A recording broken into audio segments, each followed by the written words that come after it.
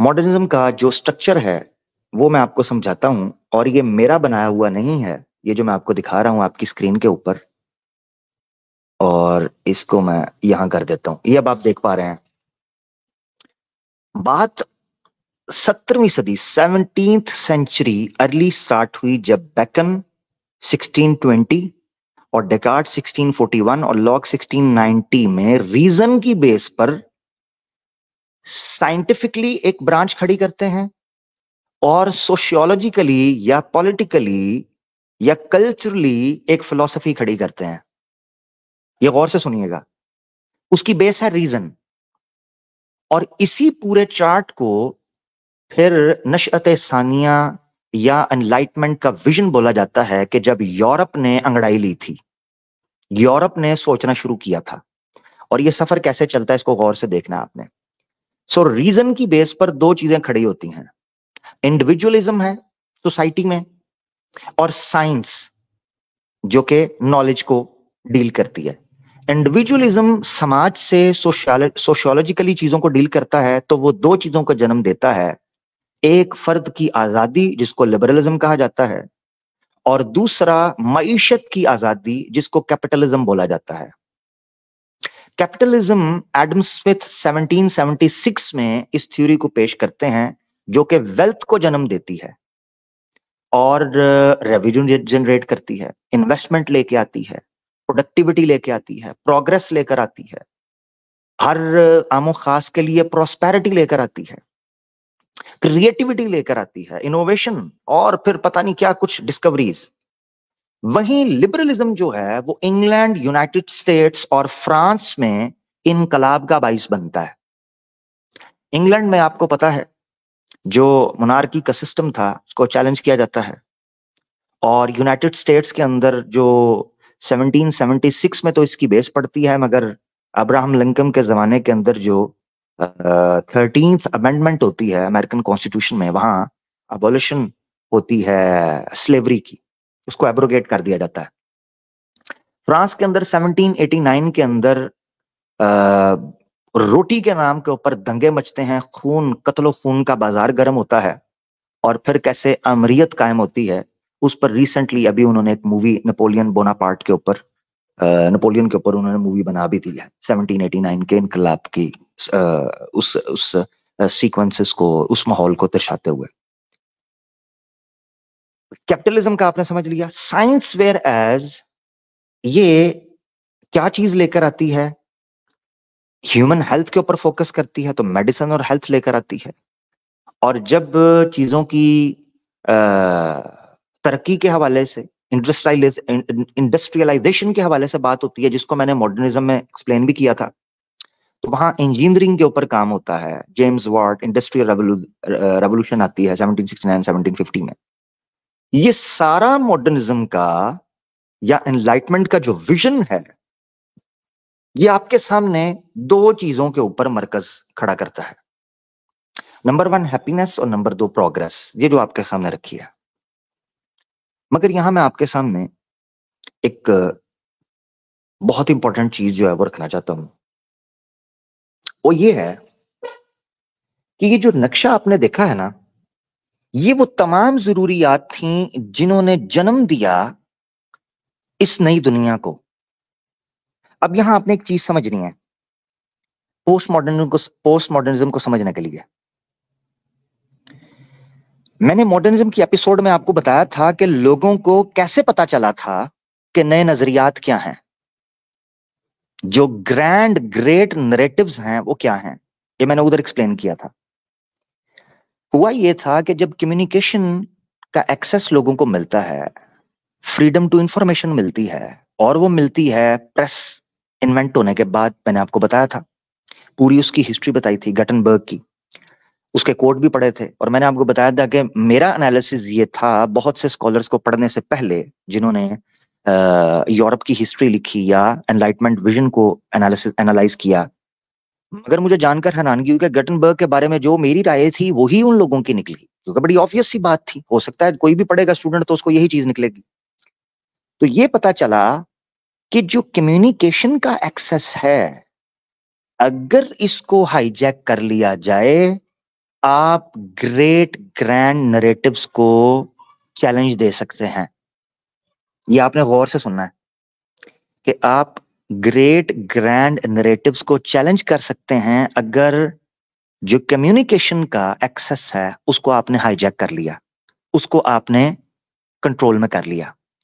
ये बात समझ आ गई थी जो वेस्टर्न लिबरल्स थे उनको, और यही हुआ। इसका एक तरीका ये था कि लोगों ने देखा कि जैसे जैसे इंडस्ट्रियलाइजेशन होती है वैसे वैसे मॉडर्नाइजेशन होती है। और इंडस्ट्रियलाइजेशन क्यों ट्रिगर करती है मॉडर्नाइजेशन को? क्योंकि वो लोग ऐसी प्रोडक्ट्स को पब्लिक में लॉन्च करते हैं जिनको कमोडिफाई किया जाता है, उनको कमोडिटी बनाया जाता है, और फिर लोगों को इंस्पायर किया जाता है या इन्फ्लुएंस किया जाता है कि ये चीजें कमोडिटी हैं और आपने इनको इस वजह से लेना है। ये मैं बात इसलिए कर रहा हूं ताकि आपको पता चले ये जो एनलाइटमेंट का विजन मैंने आपको दिखाया था ना, इस विजन को इन लोगों ने स्टडी किया था और उसके बाद वो इस नतीजे पर पहुंचे थे कि अगर हमने नेक्स्ट नरेटिव प्लान करना है तो वो इसी पैटर्न पर चलेगा। इसकी मिसाल आपको मैं समझाऊंगा अभी थोड़ी देर बाद, मगर चलते हैं पोस्ट मॉडर्निज्म को थोड़ा सा पढ़ते हैं कि पोस्ट मॉडर्निज्म है क्या। ठीक है, क्योंकि ये तो आपने पढ़ लिया है। अच्छा जी, एक मिनट, ये मैं आपके साथ एक शेयर कर रहा हूं बुक। इसमें जो आपके जनाब किधर गए जी, ये जनाब, ये देखें आपके सामने बुक है, from modernism to post modernism, concepts and strategies of post modern American fiction. ठीक है जी। इसका चंद इक्तबास में आपको समझाने के लिए, ये होफमैन की है, समझाने के लिए कि modernism basically, post modernism basically है क्या, कैसे काम करता है। तो यहां हम स्किप करेंगे, पेज नंबर बन जाएगा इसका 34 पीडीएफ का। ठीक है, इसको मैं कैंसिल कर देता हूं। इसकी हम डेफिनेशंस को स्टडी करते हैं।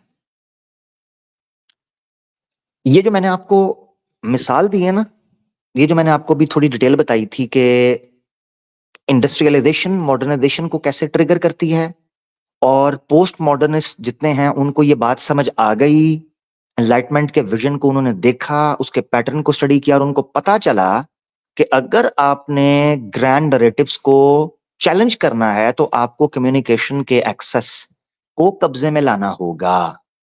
जैसे प्रिंट मीडिया को जो क्लासिकल लिबरल्स थे उन्होंने कब्जे में किया, बेआईनी ही इसी तरीके से पोस्ट मॉडर्निस्ट ने social media, main stream media को अपने कब्जे में किया। अब आपको ये चीज समझ आई है? ये मिसाल थी मैं समझाने के लिए दे रहा था। अब आपने समझना है इसका आगाज कब हुआ। तो post modern culture, aesthetics and the arts, definition concept of post modernism, यहां पर चलते हैं। हिस्टोरिकली, तारीखी एतबार से post modernism as an important category evolves from the 60s. So 1960s post modernism की बुनियाद पड़ी है। ठीक है, दो as mentioned the term has been used number of times before. इससे पहले भी ये इस्तेलाह इस्तेमाल हो चुकी हुई है, mostly with regard to the crisis of civilisation. मगर उस वक्त ये एक डेरोगेटरी या नोटोरियस टर्म थी कि सिविलाइजेशन के क्राइसिस को एक्सप्लेन करने के लिए पोस्ट मॉडर्निज्म कहा जाता है, क्योंकि मॉडर्निज्म बेसिकली 17th सेंचुरी से लेके अर्ली 20th सेंचुरी तक, 17th सेंचुरी से लेके अर्ली 20th सेंचुरी तक मॉडर्निज्म ही बेसिकली अल्टीमेट ट्रुथ बन गया था वेस्टर्न सोसाइटी के लिए। उनका मानना यह था कि यही वो सेट ऑफ रूल्स हैं जिससे हम पीक और जो है वो अल्टीमेट जो गोल है उसको अचीव कर सकते हैं। ये बड़ा इंपॉर्टेंट है जिसको समझना है। अच्छा, ये बिल्कुल उसका ऑपोजिट था। The 60s have been called our most explosive decade. ये माना जाता है कि 1960s जो है ये धमाकेदार एक दिहाई थी। क्यों? उसका वो बताता है। Time of turmoil, of an experiment in political theatre, a time of enormous hope, idealism, energy, creativity, over reaching arrogance and sheer folly. वो बताते हैं कि ये सारा तमाशा एक थिएटर की तरह 1960s में स्टार्ट हो चुका हुआ था। तो ये एक्सप्लोसिव डेकेड है जिसमें आपको रैपिड शिफ्ट दिखाई दे रही थी आइडियोलॉजिकली मॉडर्निज्म के अंदर। It gave birth to radical political, social and cultural movements whose watchword was liberation. Liberation from intellectual, social and sexual restraints. Tehreek-e उठना शुरू हो गई थी। तहजीबी, समाजी, मुतशद्दद सियासी तहरीकों ने जन्म ले लिया और उनका मतमे नजर था कामिल आजादी, लिबरेशन। नजरियाती तौर पर, अकली तौर पर, जिनसी एतबार से, समाजी एतबार से हर तरह की आजादी पाना उनका ये मकाम था। But it is obviously a period that is not susceptible to any kind of easy summary. मगर यकीनन उसका नतीजा या उसका खुलासा निकालना ये कोई आसान काम नहीं है। For those who followed both the questions. अच्छा, फिर आगे ये चलेंगे। बेसिकली आपको बताना था कि ये देखें 60s कि 1960s जो है इसने धारा बदला था मॉडर्निज्म का पोस्ट मॉडर्निज्म की जानिब। यही वजह है, मैंने आपको एक चीज समझाई थी, यहां मैं रोक रहा हूं। मैंने आपको चीज बताई थी कि जो 20th सेंचुरी है उसके मिड में, जो अर्ली मिड है उसके अंदर आपको प्री नेटल स्टेज दिखाई देती है मॉडर्निज्म की, और जो लेट जो 20th सेंचुरी है उसमें आपको पोस्ट नेटल स्टेजेस दिखाई देती हैं मॉडर्निज्म, पोस्ट मॉडर्निज्म की। ठीक है। अच्छा, अब social media, main stream media ने उन चीजों को जवानी का रूप दे दिया। मिसाल के तौर पर वो बच्चा जो भी क्रेडल में था, जो भी वॉकर में था, जो टॉडलर था 60s से ऑनवर्ड्स, 1990s से ऑनवर्ड, यानी ये 30-35 सालों में पिछले, उस बच्चे ने अपने शबाब को देखा है, अपनी जवानी को देखा है, अपने ग्रूम होते देखा है खुद को, और उसकी ग्रोथ जो है वो इंटेंसिफाई हुई है, मल्टीप्लाई हुई है। उसके पीछे वजह क्या है? उसके पीछे वजह यह है कि इन्होंने डिट्टो अपनी मां के तरीके पर अमल किया, जिसको मैं बार बार आपके सामने रख रहा हूं। तो कम्युनिकेशन का जो एक्सेस है उसके ऊपर बंद बांध दिया और हाईजैक किया। अब पूरी दुनिया का मेन स्ट्रीम मीडिया, पूरी दुनिया के बड़े बड़े सोशल प्लेटफॉर्म्स उनके कंट्रोल के अंदर हैं। वो जो नैरेटिव सेल करना चाहते हैं लोगों की चल नहीं पाती। ना सिर्फ ये कि मेन स्ट्रीम मीडियाज और सोशल मीडियाज, बल्कि उनके हाथ में यूनिवर्सिटीज, कॉलेजेस तक हैं। जॉर्डन पीटरसन 6 साल पहले जो लेक्चर दे रहा है उसमें वो बयान कर रहा है कि हम पर पाबंदी, हमारी सेंसरशिप कर दी जाती है, हमें राइट विंग कहना शुरू कर दिया हुआ है। वो कहता है हमें राइट विंग, क्योंकि सेंटर शिफ्ट हो चुका हुआ है। कहता है हम कभी सेंटर में या लेफ्ट में हुआ करते थे, हमें पकड़ के राइट में कर दिया हुआ है कि आप राइट विंग वाले हैं। वो खुद को क्लासिकल लिबरल कहता है। तो इस तरीके से समझें कि कैसे ये लोग जो हैं उसको लेकर उड़े। अब मीडिया की, अच्छा फिर एक और मैं आपको चीज समझाना चाहता हूं। 60s के अंदर आपने देखा होगा कि आर्ट के जरिए बड़े पैमाने के ऊपर जो है वो इन चीजों को शेयर किया गया है। मसलन उससे पहले ठीक है म्यूजिक की अपनी एक सारा शोर शराबा होता था, मगर 60s के बाद स्पेशली 70s और 80s में एक मूवमेंट चली थी जिसको हिप्पीज मूवमेंट बोला जाता है। हिप्पीज मूवमेंट को अगर आप स्टडी करेंगे तो आपको पता चलेगा रॉक एंड रोल कल्चर जिसे बोला जाता है, रॉक एंड रोल कल्चर। उसमें ये खास तौर पर वियतनाम की वॉर के बाद और वियतनाम की वॉर में इन लोगों का बड़ा किरदार आपको दिखाई देता है, हिप्पीज मूवमेंट का। और यही वो मूवमेंट है जिसने अमेरिका को घुटनों पर ले जाकर ये बताया कि वियतनाम से फौजी वापस बुलाओ, इस पर बकायदा एक पूरी मूवी भी बनाई हुई है टॉम क्रूज की उन्होंने।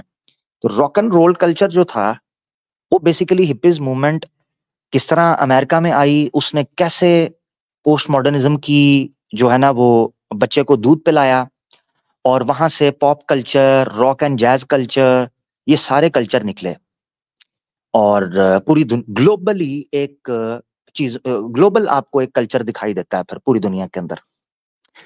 अच्छा, अब मैं आपको लेके चलना चलना चाहता हूं इस तबसरे के ऊपर, ठीक है जी। तो ये मैं आपको दिखाता हूं जनाब, इस बंदे का तबसरा।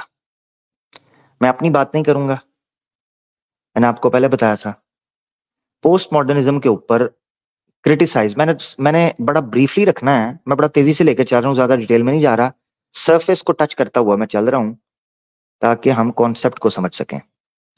ये आपके सामने है explaining post modernism, scepticism and socialism from Rousseau and Foucault, ठीक है। तो रूसो ये कहाँ, स्वीडिश फिलोसोफर, वहां से शुरू किया उसने, ठीक है, 17th सेंचुरी से, almost 17th century, starting from the 17 से 16 17 से, और फोको 20th सेंचुरी का।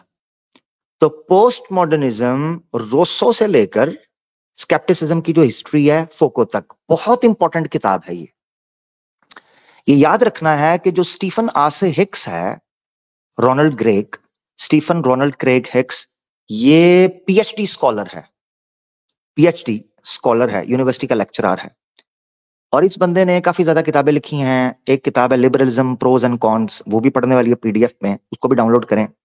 ये किताब बहुत इंपॉर्टेंट है पोस्ट मॉडर्निज्म को समझने के लिए, explaining post modernism, Stephen Hicks की, पीडीएफ में आपको मिल जाएगी। इसमें मैं आपको लेकर चलता हूं कि ये स्कॉलर जो कि यूनिवर्सिटी का पीएचडी स्कॉलर है, ये बंदा क्या एक्सप्लेन करता है, यहां हमने लेके चलना है पोस्ट मॉडर्निज्म इस हेडिंग के ऊपर। ये देखें, post modernism versus the enlightenment, ठीक है, पेज 14 पर जो हमारे पास टेक्स्ट, ये बहुत इंपॉर्टेंट है ताकि आपको पता चले कि जो मॉडर्निज्म था, जिसने एनलाइटमेंट जैसा बच्चा जना था उस वक्त, ये बच्चा खराब कैसे हुआ और क्यों कर हुआ, ये आपने समझना, उसकी बेसिस क्या है, ठीक है। तो हम आपको जनाब ले जाते हैं पेज 14 पे, ये ठीक है, इसको हम रीड करते हैं। अब आपने देखना है पोस्ट मॉडर्निज्म ने उस सारी मेहनत का क्या किया जो आपके सामने हमने रखा था। यहां से पढ़ना शुरू करते हैं। Post modernism rejects the entire enlightenment project, this is the important word, project. Enlightenment vision जो मैंने आपके सामने नटशल रखा था, जो कि इन्हीं का दिया हुआ है, इन्हीं का दिया हुआ है, वो ये कहते हैं कि पोस्ट मॉडर्निज्म वो बच्चा है जिसने अपनी मां की कोख उजाड़ कर रख दी। So rejects the entire enlightenment project, और यही होना था। जब आप अपने बच्चों को खुला छोड़ते हो, फिर उनसे क्या उम्मीद करते हो कि वो आपकी मर्जी के मुताबिक चलेंगे। अब ये देखें, इट यानी post modernism holds that the modernist premises of the enlightenment were untenable from the beginning and that their culture manifestations have now reached their nadir।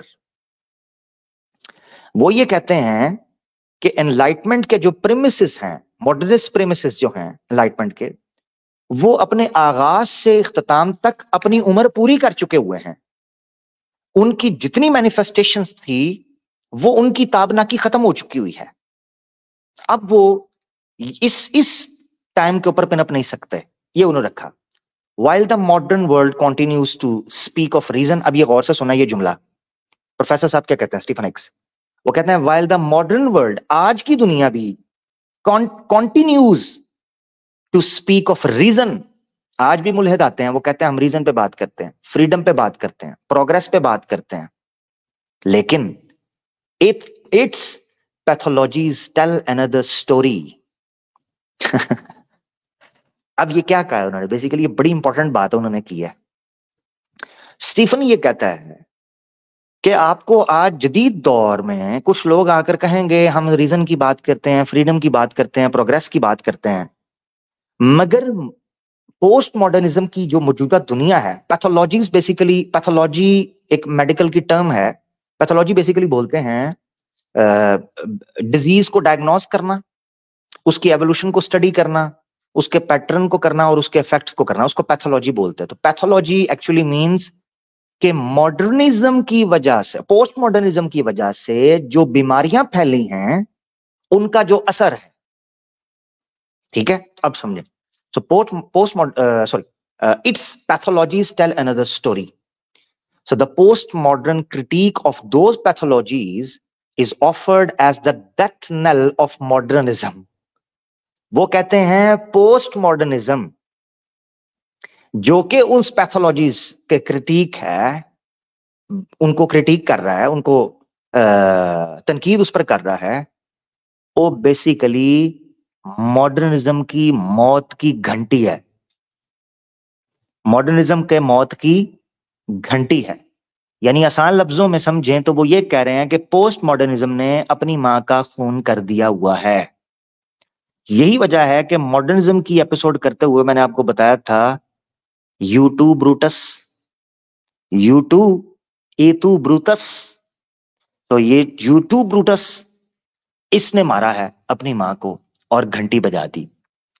The deepest strata of western culture have been exposed. वो कहते हैं ये post modernism ये मानती है कि western culture का जो डीपेस्ट स्ट्रेटा है, स्ट्रेटा बोलते हैं लेयर्स को, सबसे निचली लेयर जो है वेस्टर्न कल्चर की, वो एक्सपोज हो चुकी है और हमारे पांव से जमीन निकल रही है। फोकू का आर्ग्यू पेश किया उन्होंने। फोकू आपको मैंने बताया 20वीं सेंचुरी के मिड तक ये बड़े फिलोसफर माने जाते हैं। अच्छा, अब ये देखें, अकॉर्डिंगली, ये जुमला पढ़ने वाला है। अच्छा, accordingly states Rorty, the post modern task is to figure out what to do now that both the age of faith and the Enlightenment seem beyond recovery.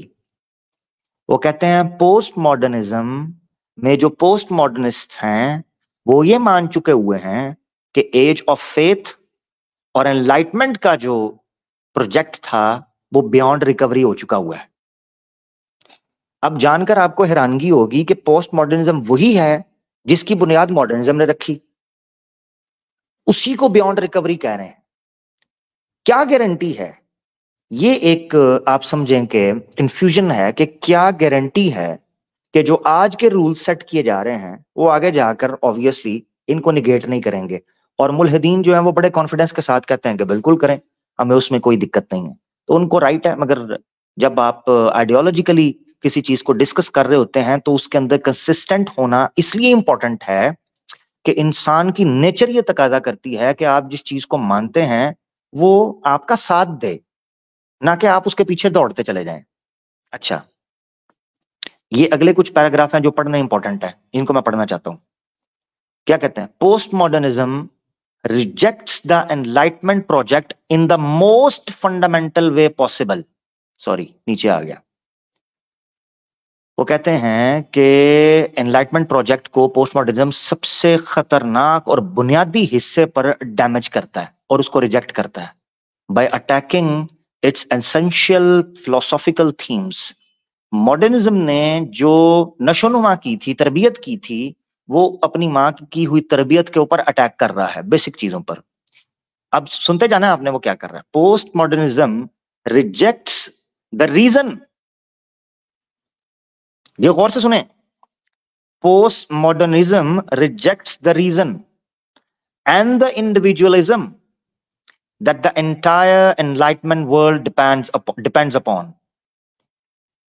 उन दो बुनियादों को हिलाकर रख दिया है जिन पर एनलाइटमेंट वर्ल्ड खड़ी हुई थी।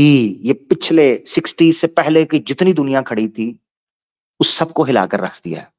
सो इट एंड्स अप, तो फिर वो उसकी मजबूरी बन गई attacking all of the consequences of the enlightenment philosophy, कि उसको अटैक करना पड़ा हर उस चीज के ऊपर एनलाइटमेंट फिलोसफी के कॉन्सिक्वेंस में सामने, from capitalism and liberal forms of government to science and technology. यहां तक के इतना एतराज किया कि उसने साइंस एंड टेक्नोलॉजी के ऊपर भी तबाही फेर कर रख दी। ठीक है, यहां मैं आपको एक कॉन्सेप्ट समझाना चाहता हूं, या मेरे ख्याल से इसको पहले खत्म कर लूं फिर आपको एक कॉन्सेप्ट समझाता हूं कि ये जो है ना, ये साइंस एंड टेक्नोलॉजी, ठीक है, and liberal forms of government, इन दो पॉइंट्स को नोट करके रखना है आपने। जो कोई लिखना चाहता है लिख ले, फिर इसके ऊपर मैं कॉन्सेप्ट समझाऊंगा आपको। आगे पढ़ें। Post modernism essentials are the opposite of modernism. Post modernism की जिन चीजों पर बुनियाद खड़ी है वो बिल्कुल ऑपोजिट है मॉडर्निज्म के। Instead of natural reality, anti realism. Modernism खड़ा था नेचुरल रियलिटी पे, ये एंटी रियलिज्म पर खड़े हैं। एंटी रियलिज्म क्या है? एंटी रियलिज्म का मतलब यह है कि चीजों की ऑब्जेक्टिविटी को चैलेंज करना, चीजों की ओरिजिनल रियलिटी को चैलेंज करना, हर चीज को कंफ्यूज और एग्नोस्टिक होकर देखना, ये पोस्ट मॉडर्निज्म के एसेंशियल्स में से है। So instead of natural reality, anti realism. Instead of experience and reason, linguistic social subjectivism. Instead of individual identity and autonomy, various race, sex and class groupisms. कौन है ये? Post modernism. किसके against चल रहा है? मॉडर्निज्म के, obviously. Instead of human interests as fundamentally harmonious and tending towards mutually beneficial interaction, conflict and oppression. ये देखें, पोस्ट मॉडर्निज्म की बेस ही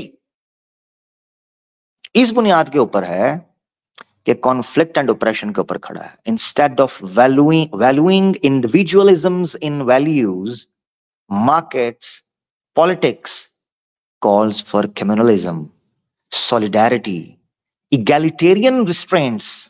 इगैलिटेरियन का क्या मतलब है? ये बड़ा इंपॉर्टेंट है समझना। इगैलिटेरियन या इक्वलिटेरियन बेसिक एसेंशियल फंडामेंटल प्रेमिसेस है पोस्ट मॉडर्निज्म का मॉडर्न दुनिया के अंदर।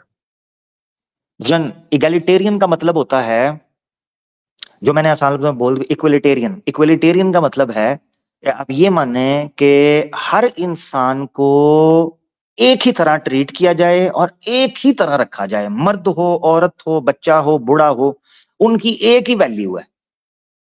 इसको बोलते हैं इगैलिटेरियन। तो पोस्ट मॉडर्निज्म की बेस है इगैलिटेरियन। या ये मैं आपको बता रहा हूं कि पोस्ट मॉडर्निज्म को अगर आप समझ लेंगे तो आगे जिन चीजों को हमने समझना है वो आपको समझ आएगी। मिसाल के तौर पे आपने फेमिनिज्म को अंडरस्टैंड करना है, एलजीबीटीक्यू को करना है, ठीक है। इसी तरीके से वुमेन एम्पावरमेंट को स्टडी करना है, या आपने रेसिस को स्टडी करना है, या कम्युनिटीज को स्टडी करना है, तो आपको पता चलेगा कि पोस्ट मॉडर्निज्म ने बहुत से छींटे फेंके हैं इधर उधर, जिन्होंने जन्म लिया है इस तरह की फिलॉसफी। तो egalitarian is one of them. Instead of pricing the, ये बहुत इंपॉर्टेंट है, तवज्जो से ये जरा गौर कीजिएगा। Instead of pricing the achievements of science and technology, जो कि मॉडर्निज्म का काम था, पोस्ट मॉडर्निज्म क्या करता है? Suspicion, tending toward outright hostility. तो मॉडर्निस्ट का काम यह था कि वो साइंस की, टेक्नोलॉजी की अचीवमेंट को सराहा करते थे, उसके किस्से, उसकी तारीफ किया करते थे।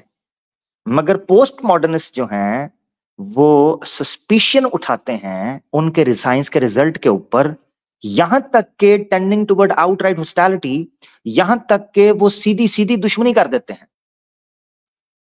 साइंस के साथ, टेक्नोलॉजी के साथ सीधी दुश्मनी, पंगा। एक कौन कह रहा है? ये आपका प्रोफेसर। अब आपने देखना है that comprehensive philosophical opposition informs the more specific postmodernism themes in the various academic and cultural debates। ये चल रहा है। अब ये रिजल्ट, उसने रिजल्ट दिया आपके सामने, इस रिजल्ट को मैं दिखाता हूं, पहले यहां से देखते हैं, ठीक है जी। सो मेटाफिजिक्स, ये pre modernism, modernism and post modernism, यानी ऑर्थोडॉक्स और रिलीजियस क्लर्जी का टाइम, स्पिरिचुअलिटी का टाइम, फिर बीच में रियलिज्म का, नेचुरलिज्म का टाइम, एंड एंटी रियलिज्म का टाइम। तो वो कहते हैं कि प्री मॉडर्न में सुपर नेचुरलिज्म चलता था तो रियलिज्म एंड नेचुरलिज्म चलने लगा, पोस्ट मॉडर्निज्म में एंटी रियलिज्म आ गया।